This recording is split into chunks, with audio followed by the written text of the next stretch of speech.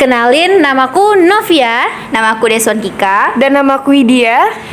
Kami dari kelas 12 IPA 1 SMA Brigjen Katamso 1 Medan. Di sini kami akan berbincang-bincang seputaran tentang pendidikan di masa pandemi di Indonesia. Saksikan videonya ya.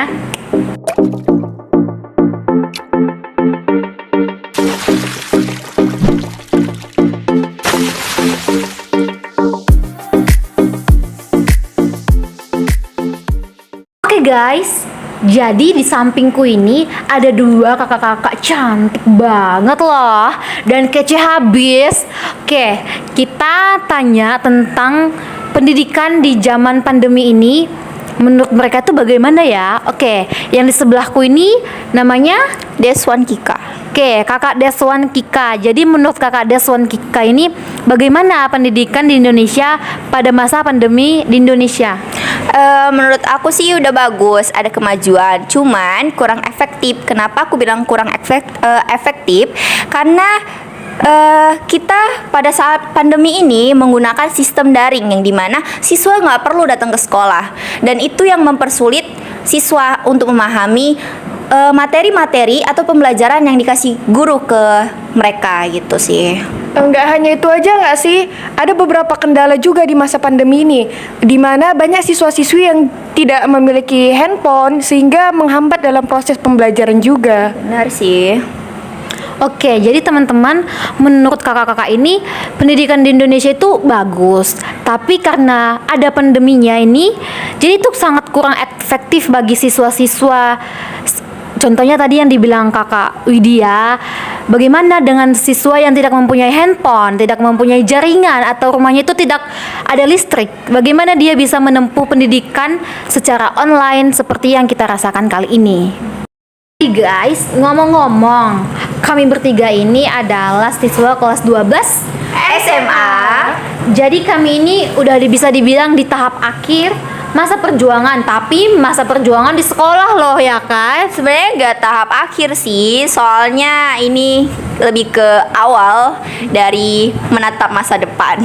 Masa depan yang sangat Wow, tidak bisa berkata-kata guys. dan minggu depan itu kami udah mulai ujian ya kan Kak? Iya benar. Mulai ujian akhir.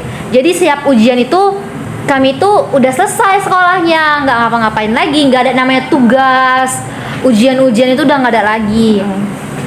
Jadi kemarin itu ada satu jalur yang namanya itu jalur SNMPTN Atau jalur undangan. ya. Kami bertiga ini udah nyoba dan udah masuk ke jalur Tapi nggak SNMPTN. lolos. Tapi ya Nggak lolos kan? Kami Yang berdua. lain sih sama yang sebelahku ini. Ya lolos guys. Selamat. Makasih Besti. dia semangat kali ya kan guys. Oh, makasih Besti, dia bilang gitu. Karena dia juga udah nggak mikir itu lagi, dia jadi maba Besti, ya Besti jadi maba. Tapi kan walaupun dia udah masuk SNMPTN, dia pasti kan merasakan ya kan bagaimana keluh kesahnya, susah payahnya payahnya. Dari kelas 10 loh nilainya itu dijaga supaya bisa masuk SNMPTN. Oke. Jadi nih ngomong-ngomong, Hamin 1 bulan lagi ya, kurang lebih Hamin 1 bulan lagi tuh ada yang namanya jalur SBMPTN atau UTBK. ya itu melalui ujian. Jadi kakak ini kita tanya ya, Kak Deswan. Kak Deswan ini apakah nanti ikut UTBK? Pasti dong ikut UTBK.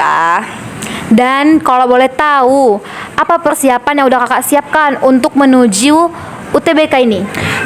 Persiapan yang udah disiapkan itu terbilang udah lama sih. Dari awal kelas 12 itu udah mulai bimbingan belajar di Star 8 Jalan Bunga Raya Samkumbang. Situ udah belajar persiapan untuk UTBK.